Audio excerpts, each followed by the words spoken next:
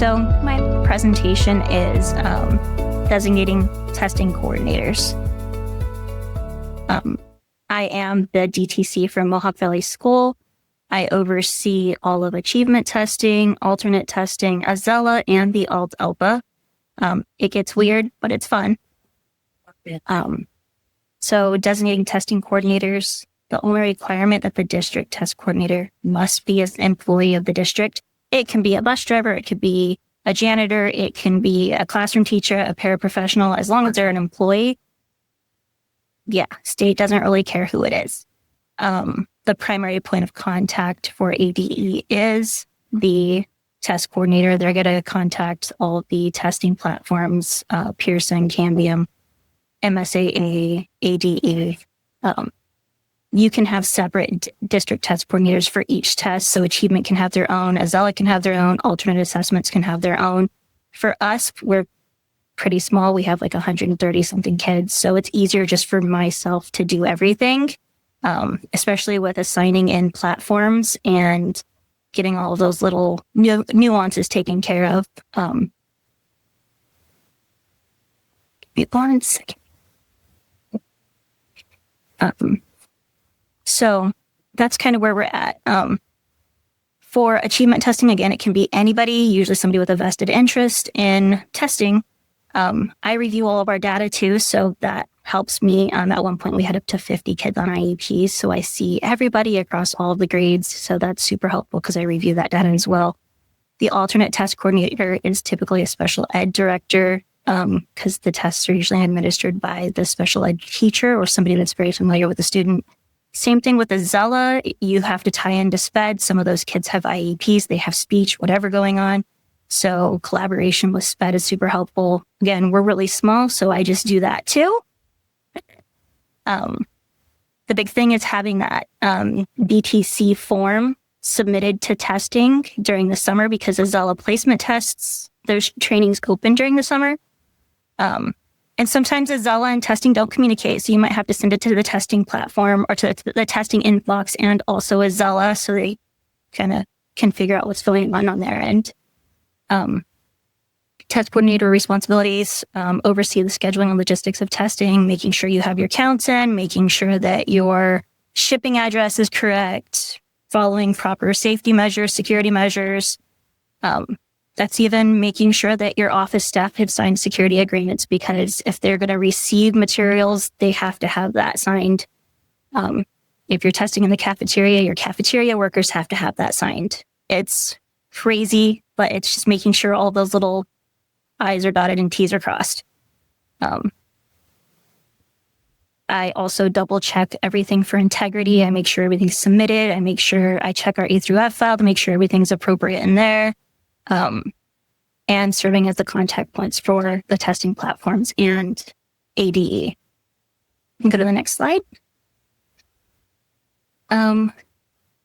So responsibilities, you have to complete all the test trainings, have staff sign security agreements, collaborate with technology to make sure all of your devices are current, and you have the current version of for testing platforms.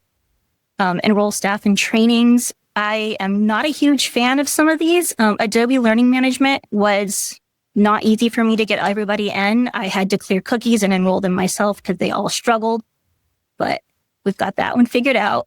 Cambium has a separate platform for trainings. That's the ALT-ALPA. So they have a separate platform for their trainings versus they also use Tide and their platform for testing. So there's 3 different things going on there. MSAA is pretty straightforward. They just send you an email and say, here you go. It's all in one page.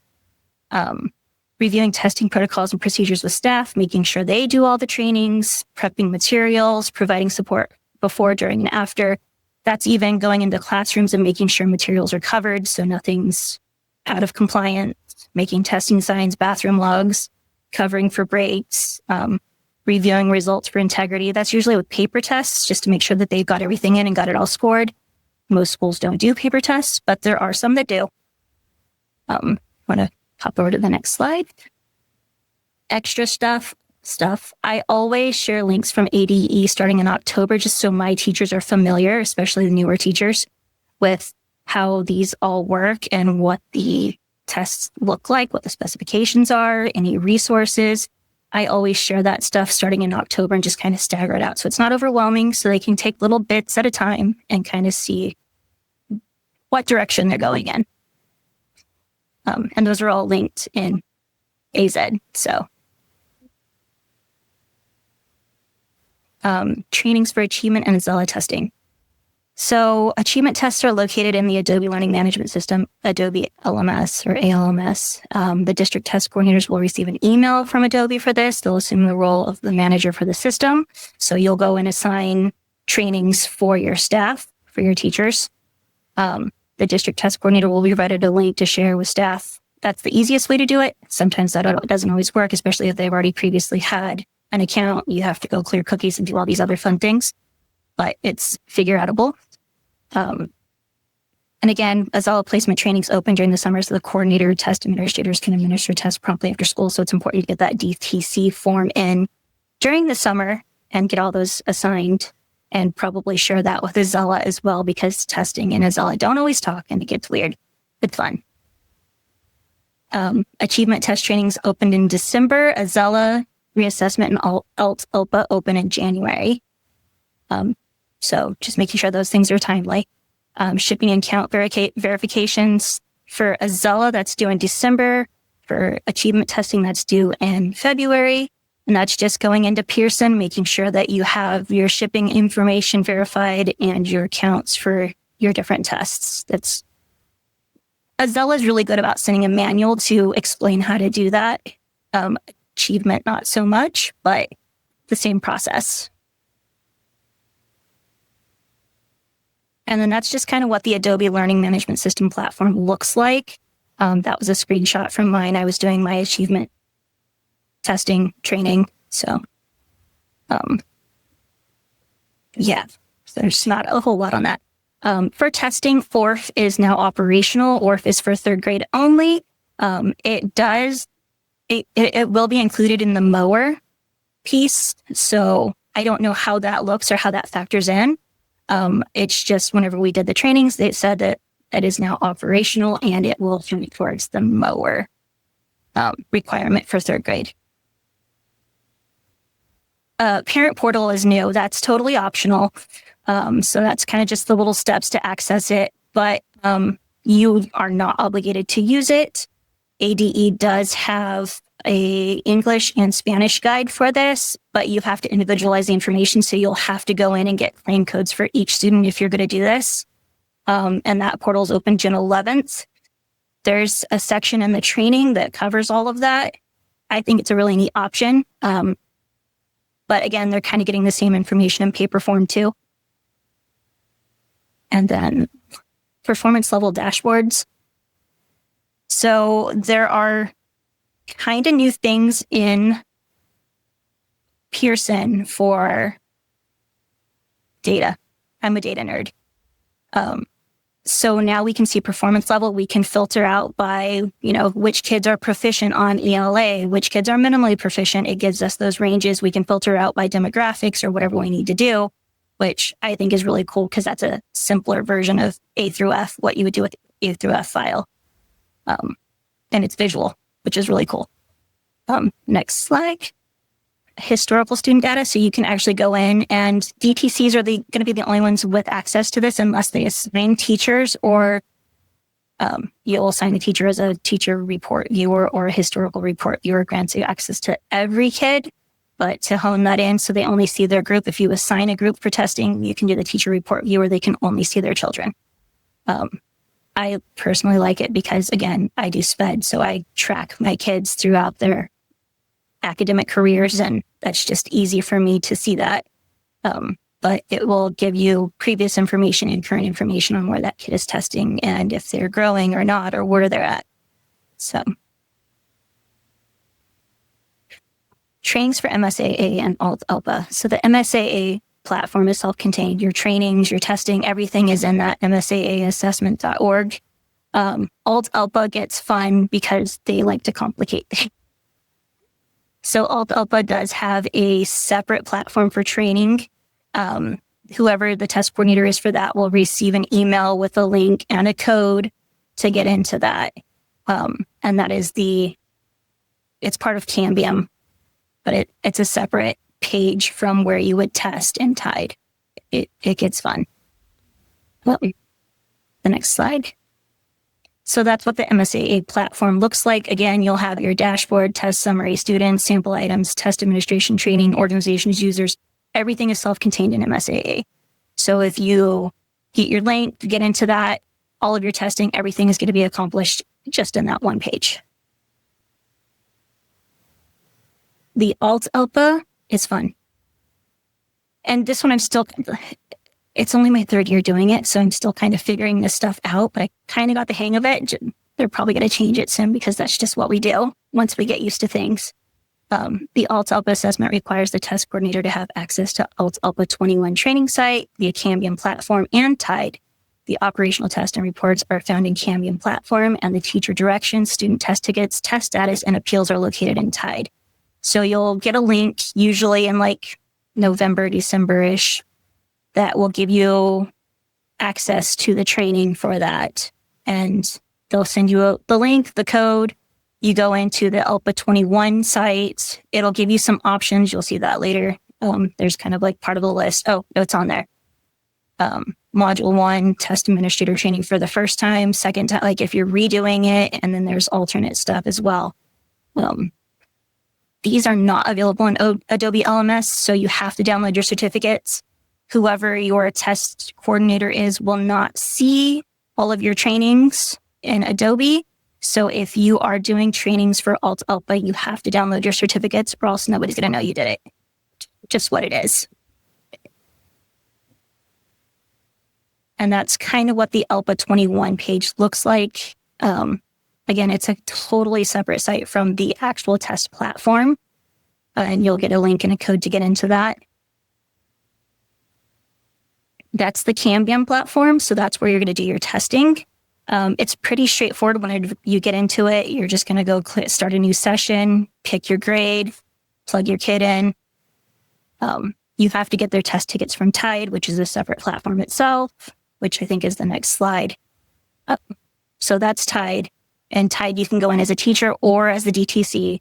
If you go in as the DTC, it gives you more options because then you can see your reports and everything else in your rosters. If you just go in as a teacher, you get like test tickets and you can download your test directions there. And that's pretty much it. The bulk of it is just making sure you maintain integrity. I like to attend the Friday Focus webinars because I found those to be super helpful and informative. Yeah. Are there any questions about anything? Before anybody asks any questions, I just want to throw this in there about Kim. So Kim works in Mohawk Valley, and this year we were signing up for our ALT-ELPA, and ADE was not able to figure out our issues. And our district test coordinator called Kim, and Kim walked her through exactly what we needed to do to get it set up. So Kim is an amazing resource, especially for little rural districts like ours. So I do want to say thank you so much for sharing this information. If you have questions, we can take a couple minutes for questions. Or I will say too, Kim is in the invite, and you could email her if you have any specific questions for your district. Like I said, she helped us when ADE called a couple of times and we just got nowhere. Kim got us where we needed to go. So I want to say thank you to Kim for that as well. Welcome. All right.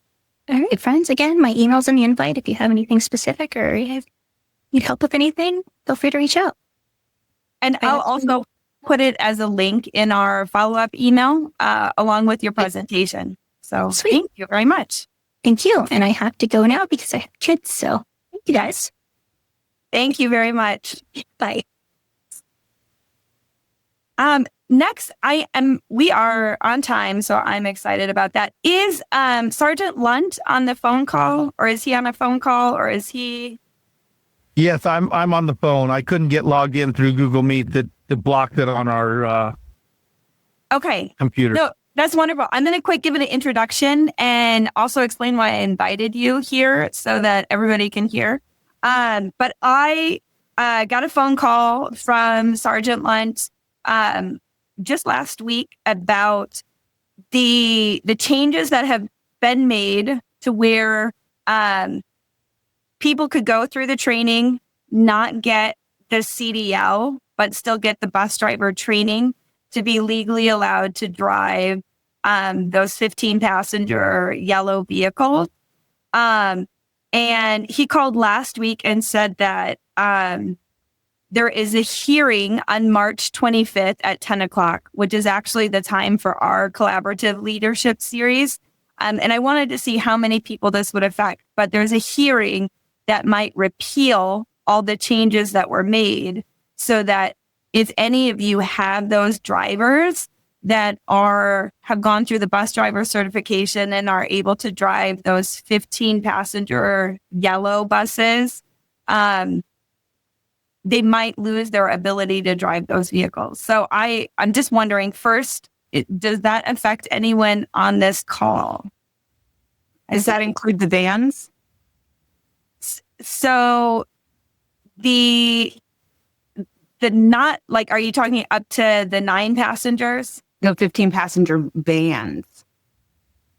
Yeah. Do you want to answer that question, Sergeant Lunt? Okay, so 15 passenger vans can't be used for school bus use, meaning home to school, school to home on a regular basis. They're not prohibited from being used for your white fleet use or your extracurriculars, your field trips, your sports trip, that kind of stuff.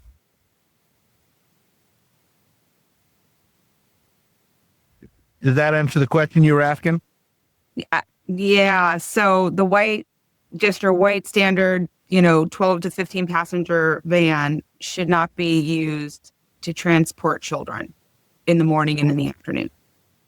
Correct. There was one thing that you mentioned last week too, Sergeant Lunt, that was that the new changes that were made were so that the yellow buses could serve dual purpose. Is that correct?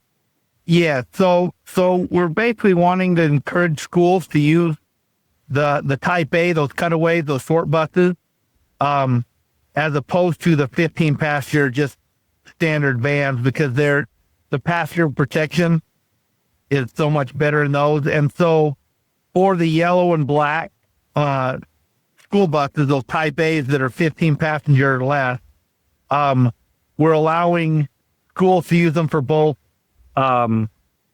school bus use with the 925 certified drivers, which, for those who don't know, it's basically, they go through all the same training behind the wheel, classroom. They got to do the drug testing, the physical performance test, first aid, CPR, all that stuff, but they don't have a CDL license. And when this came up back in 2021, the whole purpose of SB 1630, which passed in July of 2022, was to help relieve the driver crisis. And so it created these non-CDL drivers that could drive the smaller vehicles. And that way, because there's people that aren't comfortable driving the full-grown buses, the big ones, but feel comfortable driving these short cutaways. And so that would allow them to get all the training, the safety, but then prevent the school from trying to pressure them and force them into driving the bigger buses they didn't feel comfortable driving. And so also with that, in order to allow the school to get dual purpose for those vehicles, in the morning, if you're driving, picking up the kids on your route, you've got to be a 925 certified driver. But then in the evening or throughout the day, if you've got a coach that's going to take the wrestling team or the baseball team or whatever, we're allowing them to drive those in white fleet function without being a 925 certified driver. Because, and our logic behind that is that a lot of schools had the white buses or, whatever their school colors were, non-yellow and black buses, and the coaches and stuff and teachers were already driving those for the extracurricular activities. And we didn't feel that just by painting them yellow, all of a sudden those people couldn't safely drive those for those activity trips. And the reason that the driver's got to be 925 trained to drive for school bus use, meaning home to school, school to home, is most of the collisions and most of the time when kids are injured, it's when they're loading and unloading the kids at bus stops.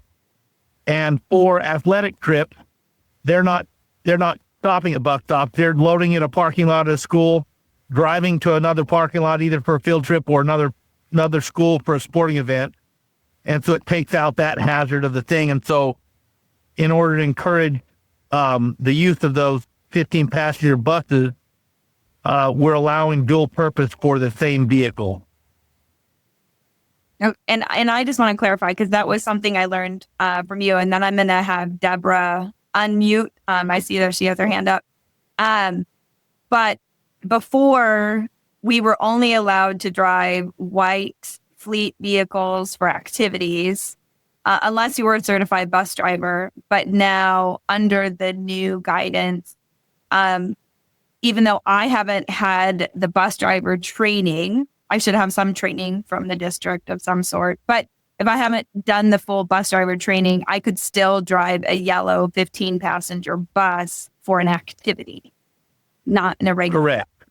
Okay. Yes, not a route, but for basically what is termed white fleet, meaning extracurriculars, field trip, sporting event, that type of use. And that way, the 15-passenger yellow bus could be used for routes, but it could also be used for activities.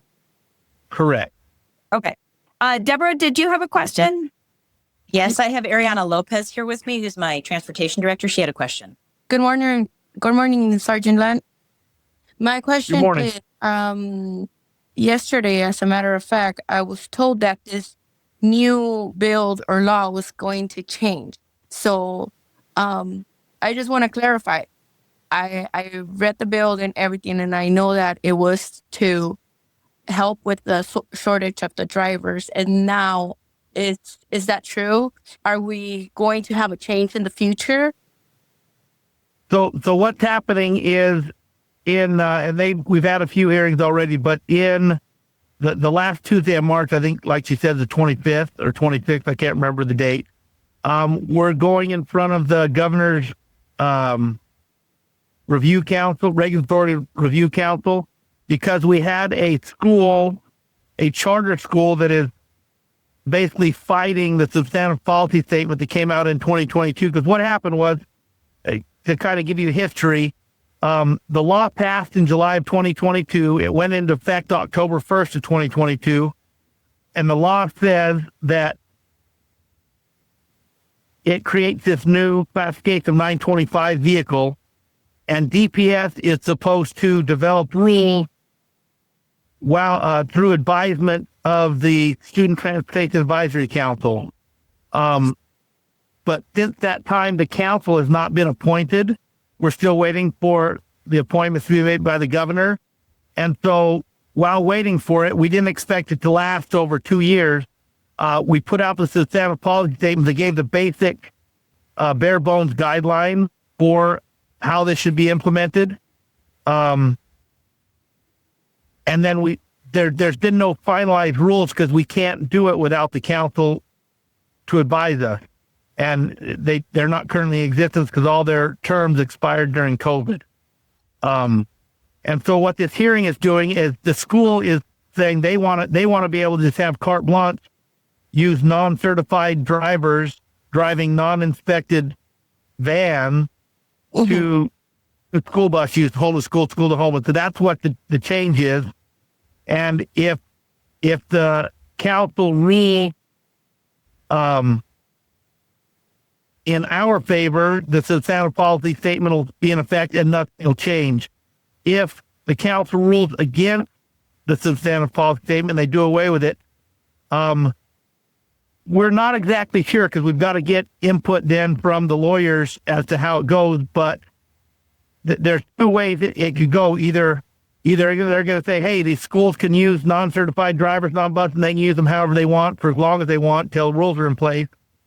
Or we revert back to the definition in ARS, which says any vehicle that's 11 passenger or more that's used to transport kids to and from home to school on a regular basis is a school bus and has to be inspected and all that. And then the drivers that have to be the full CDL drivers for those as well.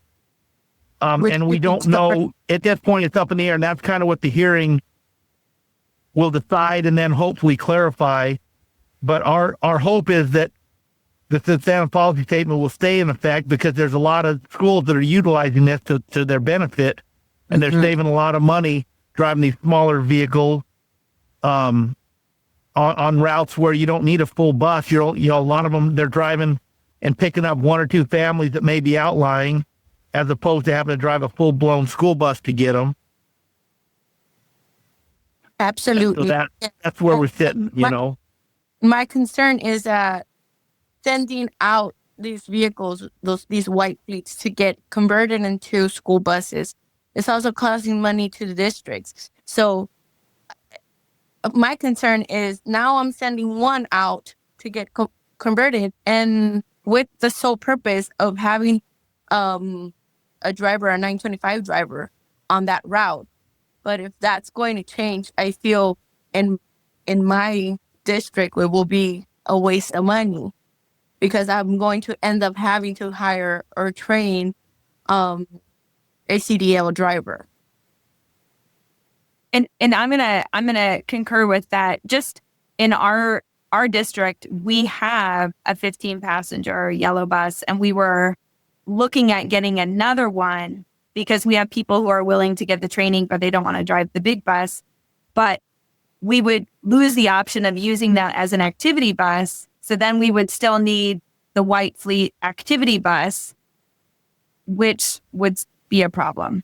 So we're still going to allow those yellow and blacks to be used for the white fleet. Cause like I said, the whole point is to get them in the safer vehicle.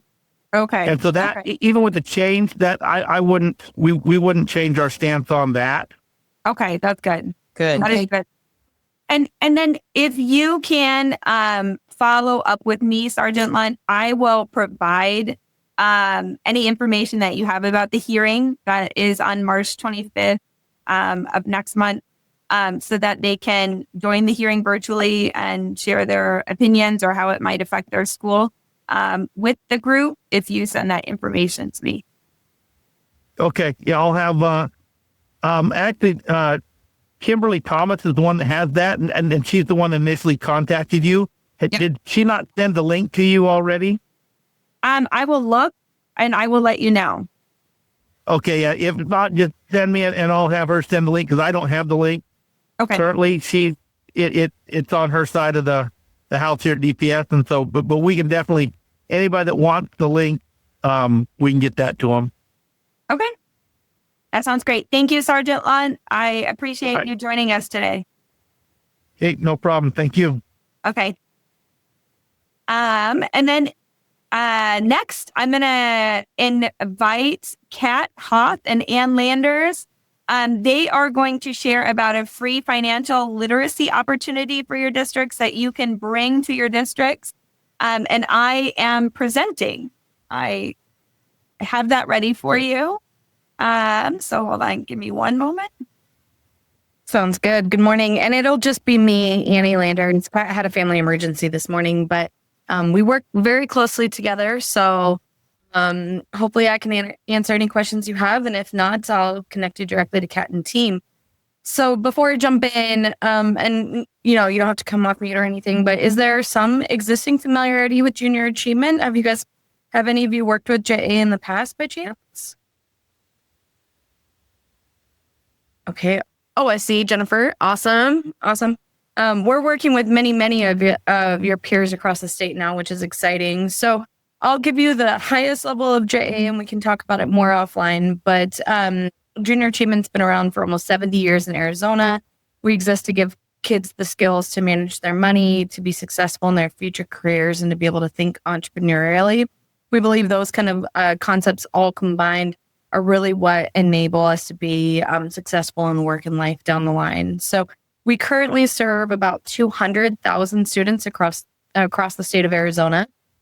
As you can imagine, a lot of those students are going to be in the Maricopa and the Pima areas, and yet we know that a third of our students are in communities much like yours. And so we have made a very intentional strategic shift over the last couple of years to be able to bring this critical learning to your students. And so we've created and adapted some of our existing 40 plus programs to be able to meet the needs of your students. And then in a few cases, we've actually developed programs that we believe will best accommodate the needs of your students. And so JA Money in Motion is one of those programs.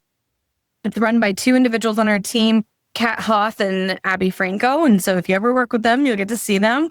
But what is Money in Motion? And at the highest level, it is a financial literacy or preparedness program for students.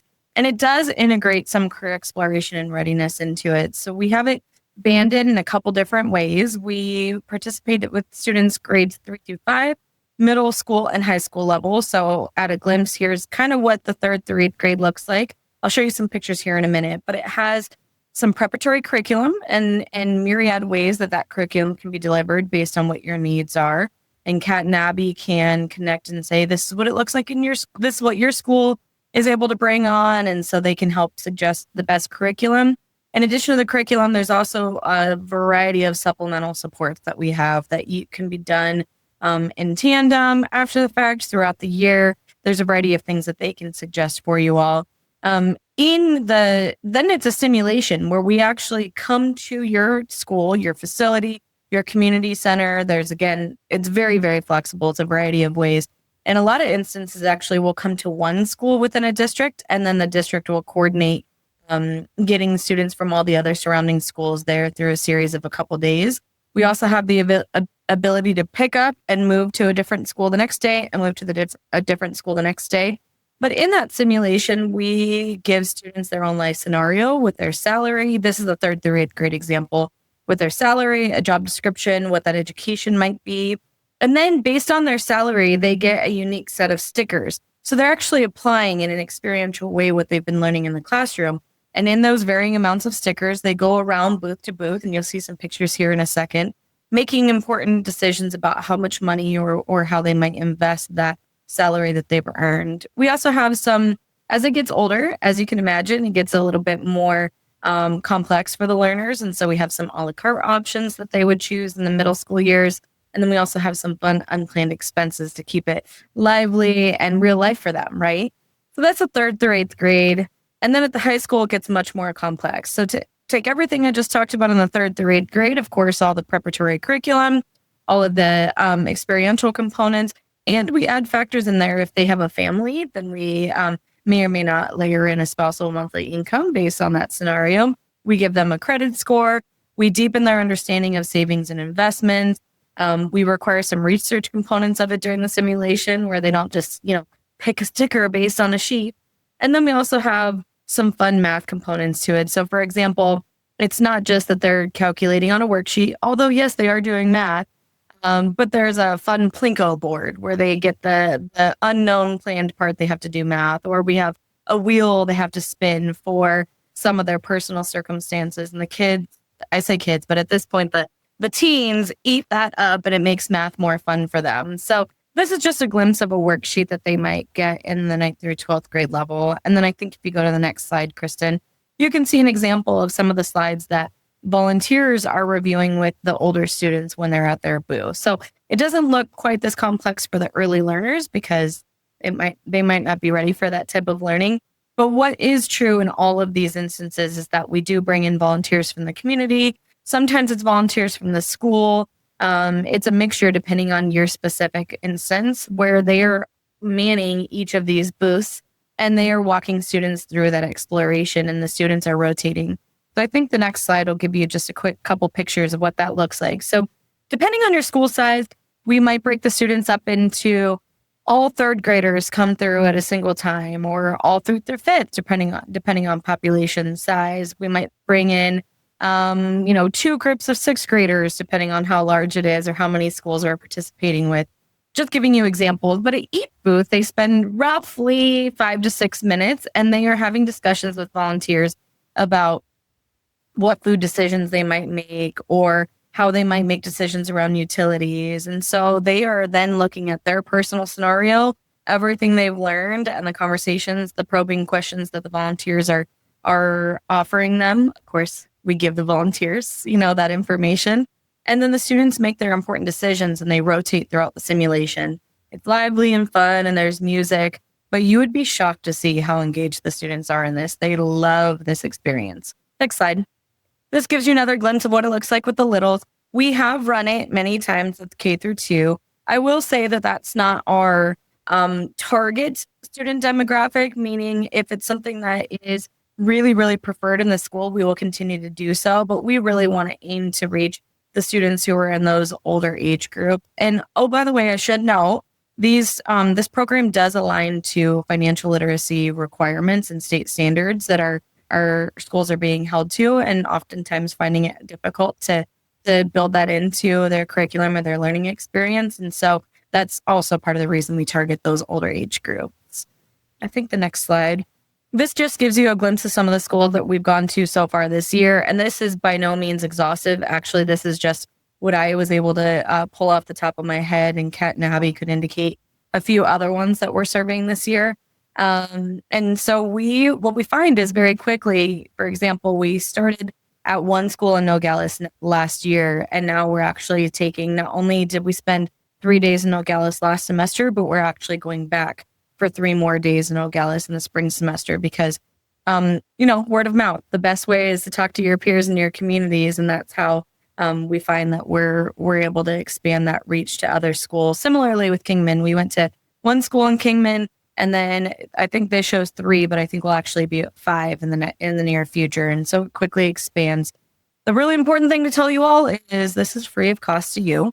This is just our way of we know that we don't want to leave the third of students who are in our rural communities or outside of Maricopa and Pima. We want to create equitable access to that programming in the learning opportunities. And so we are hard at work raising the support on our end through generous donations and grants and things like that to continue to bring that to your learners. Our ask of the schools is simply to make space for it, right? To be able to say, here's a date, here's the space. We're going to be good partners in terms of helping make sure that the school is ready for you. Commit to a teacher training where we give the curriculum. We just go over the quick guidance on what's going to be covered and how best to cover it. And then we do ask that each community help recruit volunteers as best they can. I'll be really candid and say the first year, every school is almost always like, we don't know what we're getting in for. Almost always ends up being school staff that comes in. There's to be totally candid, a little bit of skepticism, maybe a healthy, like, how are we going to do this? And then the second year, surely enough, before we know it, it's community volunteers who help fill that. And it's usually only, volunteer shifts are usually only a few hours at a time. So it becomes relatively easy to bring in banking partners or partners from the chambers or things like that in the communities. And so that is my crash course because I want to be very intentional about your time. But I will also say what happens as we've participated in JE Money in Motion is that almost always it opens the door for continued conversations about how we can expand that impact and meet some of the other standards requirements. And so, for example, in Kingman, while we've drawn the simulation, we also have then layered in a few other programs and deep career exploration and readiness to help with ECAP and CTE requirements. We have just a variety of other elements where we can say, hey, how else can we support you? And that's just our deepest desires. So I saw the question, how can we sign up? Well, I will ask Kristen, do you mind sharing Kat's email with the group after the fact? I can also I'll send a link to, Kristen, I'll send you, if it's okay, a flyer that has basically all that information on it. And you can send it to the group. And then I know there's very few spaces for the rest of this year that are available. And they're currently having conversations about what those dates will be for the next year. So this would be perfect timing to be able to try to get engaged in that conversation. That is awesome. I want to sign up immediately. So I think it looks like a lot of fun. It looks very engaging. So thank you. I'm going to just say thank you again for sharing with us today. And then if anyone has any questions, I am going to include Kat's email in our follow-up along with the flyer Anne's going to share so that you'll have that information and you can get your district signed up. Oh, thank you very much. Sounds good. Yeah, we look forward to it. All right. Next, I'm going to have Julie Bennett. Julie, are you here? Yes, I am. You are. Wonderful. And do you need me to share yours as well, or are you allowed to share? I think I can do it. Okay. But Perfect. anybody who wants junior achievement to get in, it's an amazing program. I just years loved it. Wonderful. So Julie's from Pronghorn Homes. Homes. And she's going to talk to you about teacherages. Yes. So Daryl and I work with Pronghorn Homes, and we are a builder that goes out and helps schools. We build homes on school land. So I have a short PowerPoint. This is Daryl Statsfield. He's our CFO and COO. Morning. And you can let me know if this comes up on your screen, okay? Yep. And showing up. And if you guys have any questions, just please ask. And I'll also share this, or Pearson will share this with you. And please give us a call or set up a time that we can meet and just go over your pool situation.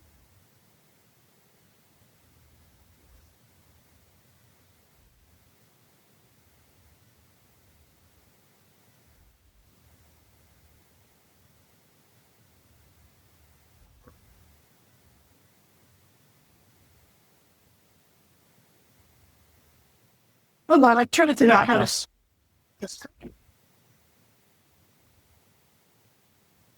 Did you try spacebar? Just says blowing it.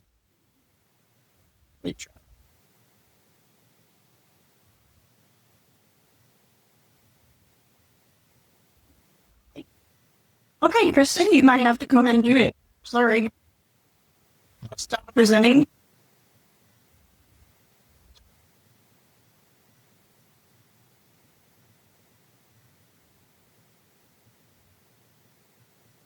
Okay.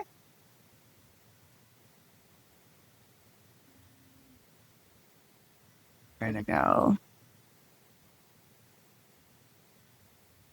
Let me see. What is yours called? Sorry, I'm looking at it. Is it this one? It's like a lot of meeting presentation. All right, here you go. And I see you have a lot of slides, so you can. We're on the roll. All right, sounds great. Okay, so will you be switching through? Yes. So one of the things that Jill and I have been working with several different districts around the state and now into Nevada. And a lot of the information on these slides comes directly from our conversations with them. And as you guys know, it's really hard to hire and retain teachers, great teachers, when there's no place nearby the schools for them to live. That's where we want to come in. I know that you guys probably have job fairs coming up. And, it would be pretty amazing if you have housing that, or you could say to them, we're building housing, so when you are trying to get these kids, you have some place for them to live. So some of the things that we learned from the teachers and school staff, like bus drivers, cafeteria, just help, is that they are unable to afford anything that's local. So this means they must drive a long distance, and then that takes time away from them focusing on teaching and their job. When talking to superintendents, CFOs, business directors, they're saying, and also the construction managers, maintenance, and facilities officers, directors, they said that the housing they have currently is really run down or greatly damaged by weather, time, and use.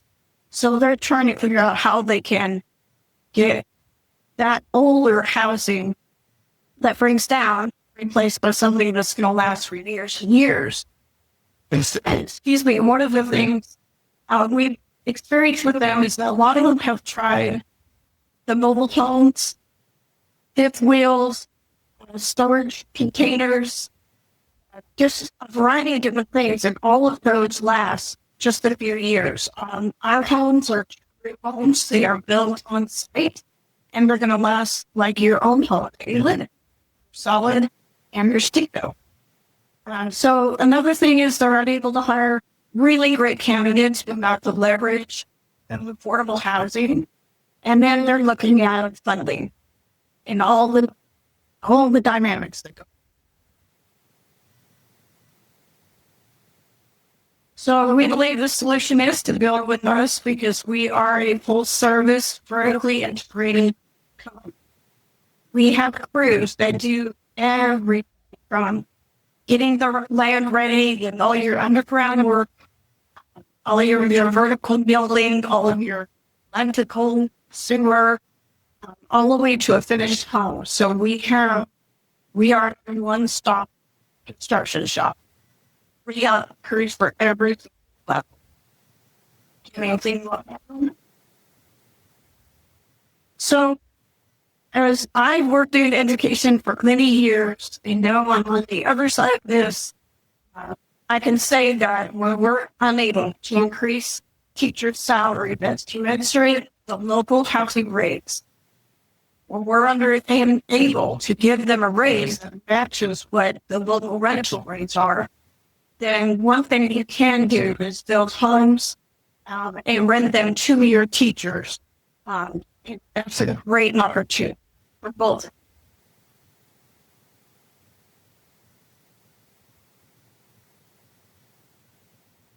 Well, this is sort of getting on what Julie said. You know, we start from raw land. You know, going putting all utilities, putting in parking lots, and then build the house.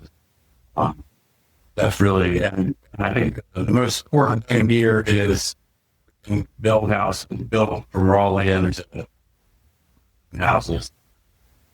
5 months. So, you know, it's really a quick turnaround. You actually almost start. So many of you are very familiar with the bid process and RFPs. And I'm going to let Jerome continue on this. Okay. Yeah. So after you identify your need, which I have one here probably, then you take a look, figure out what to build on. And then at that point, you have to figure out the land you build on. You have to build on. You have to determine whether you want to do an RFP. RFP gives goals much more flexibility and basically decide on what to build as opposed to process. So they have to use the lowest bid person. So we gave you a bid for a house that was pretty much a mansion, and then someone gave you a bid for $5,000 less for a mobile home. You'd have to take a mobile home bid on part. The RFP actually allows you to evaluate your choices, quality of price, although we really strive to be affordable because our goal is to help solve the housing crisis. In addition, the RFP also allows you to put the onus of the plans done on vendor choose as opposed to having to hire an architect to plans. So once you decide whether you're going to do an RFP or a bid, you do an RFP, basically send out the RFP. We send one of us, and then several other companies would send you a bid back, and then your evaluation would review the bids, choose what you'd like to build, and then go to your board for the work on. This slide just gives everything that he just said. He just checks. Much more succinctly. Okay. So school districts play a significant role in addressing affordable housing needs. And like Gerald said, that we have worked for years and years, several just dynamics of people, of engineers and architects and designers coming up with a home that is affordable, but yet very high quality. Go ahead. So we believe in investing in your students' future and your community. As you guys know, it's time for hiring. Walk out the door and you have a whole bunch of people and you interview them, you check their references, and you just would really fall in love with one of the great teachers. And then you can lose because they can't afford any place to live. So we're trying to be partners with you to build housing so that you can have the best teachers and your scores can excel.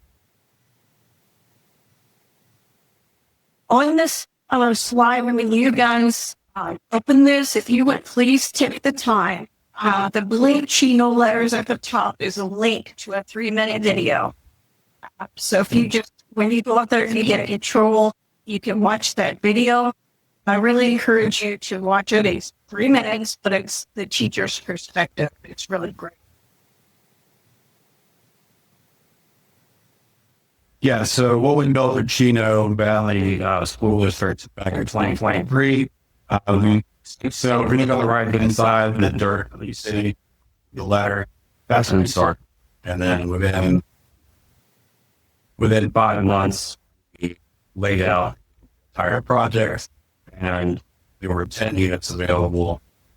The school district was able to rent for $1 per month to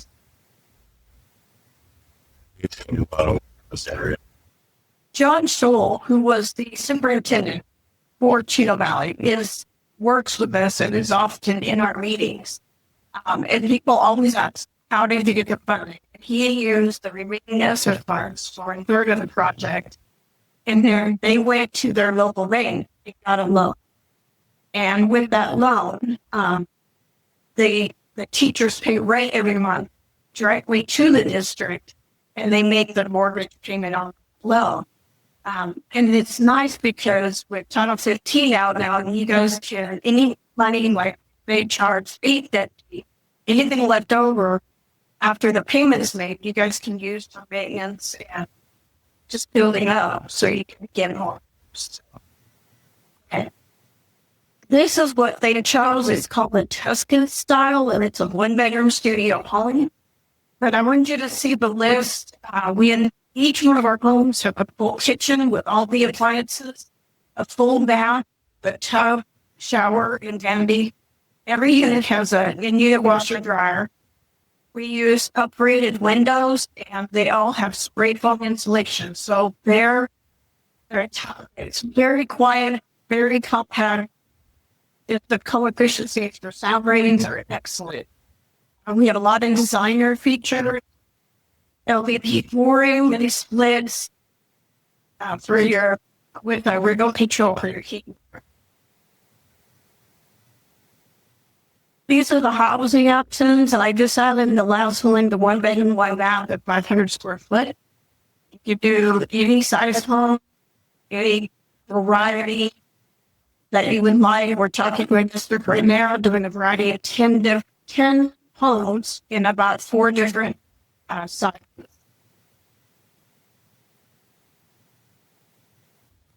This is just another list, just to give you a thorough list that was all the other one.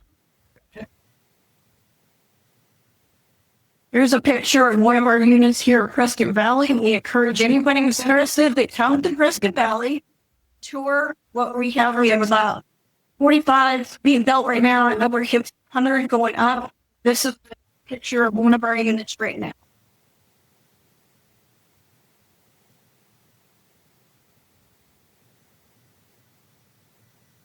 You see our kitchens have under cabinet lighting, shaker style cabinets, solid surface countertops. They're really neat.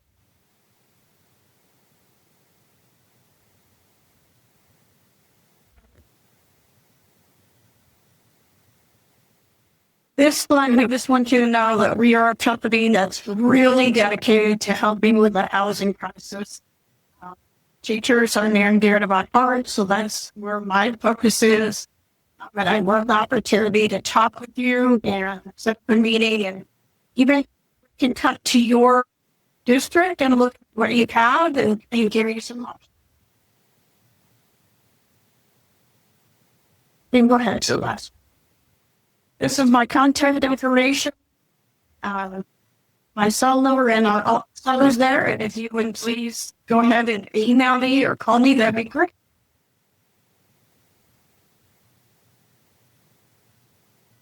All right.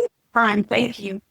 Yeah, thank you for sharing. I do know how important housing is for a lot of us. I know a lot of us already have housing in our districts. So I appreciate you taking the time to just share another option if any of the districts need to start updating the homes they have, replacing their manufactured homes or any of those items. Thank you for sharing. Are there any questions for Julie? All right. Okay. Thank you so much. So it is 10:57. And I wanted to stay on schedule, of course. And I do have a demystifying the A through F letter grades presentation.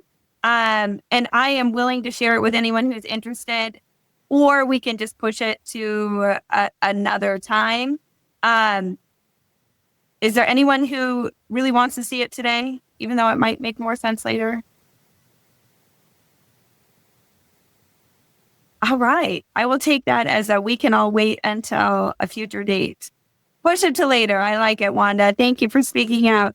Okay, so then we will be finished for today. Our next meeting is on March 25th at 10 p.m. And I will hopefully see you all then. I appreciate everyone for joining us today. I hope you got some information that will be helpful, and I will see you all again very soon. Thank you.